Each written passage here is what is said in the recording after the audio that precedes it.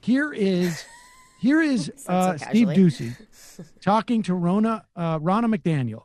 They left North Carolina to do their RNC because North Carolina was like, we don't feel comfortable with you bringing a bunch of people, thousands of people here in person and getting into a stadium. And so they went down to Jacksonville, Florida.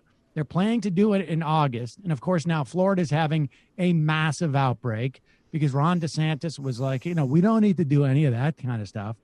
Jacksonville immediately declares that they're mandating, masks to be worn in public and in large events.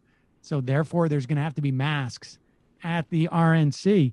And they still, Ronna McDaniel, like Doocy was like, you're not going to, he asked at one point, he says, you're not going to keep people from wearing masks indoor. And she says, no, we'll allow people to wear masks. Like, I think you're missing the point. Here she is with Steve Doocy on Fox and Friends this morning. Ronna McDaniel, of course, is the head of the RNC. She's chairwoman of the RNC. And I understand that, but more states every day are mandating people, their citizens, to wear masks. And I think that if the president wore one, it would just set a good example. He'd be a good role model. I don't see any downside to the president wearing a mask in public. And he has done that. And I know the president is concerned with every single American right now. That's his first priority, is the health and safety of this country, but also balancing that with starting our economy, because you have a lot of people who are conflating it's one choice or the other. We can't go to work. We can't start this economy because of coronavirus. But I think there's a way to marry the two. And the president is figuring out that balancing act of how do we get Americans working who are worried about their wages and whether or not they can have an income, and how do we do that in a safe and healthy way. And that's what the president and vice president have done leading this coronavirus effort. Sure. And I think by wearing masks, you can keep the economy open, and closing things are the last thing anybody wants to do.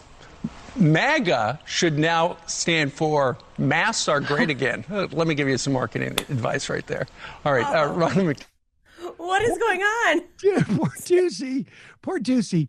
He just feels like I really am getting the sense with Doocy lately that he's just like, I can't believe it. Like, because I think Doocy is personally aware of it. Yeah. And yeah. I think he's personally concerned about COVID. And I think he's realizing like that he has been spending the better part of his career creating a monster that very well may devour him personally. Like, like he's getting out there saying that the president should wear a mask. And her response is, yeah, but he's got to balance the mask wearing with helping the economy. How about he invests in a mask company and then he contracts the entire government, everybody in America gets one of his masks. I will give him that. Give him that situation. Flat out corruption. That's how you have to exactly speak what to we him. should do. Mm-hmm. Donald Trump owns like 70% of a mask. Even like if he had like 20% of the mask industry, mask would be completely mandated across the country. I'd be okay with that at this point. I mean, it would help.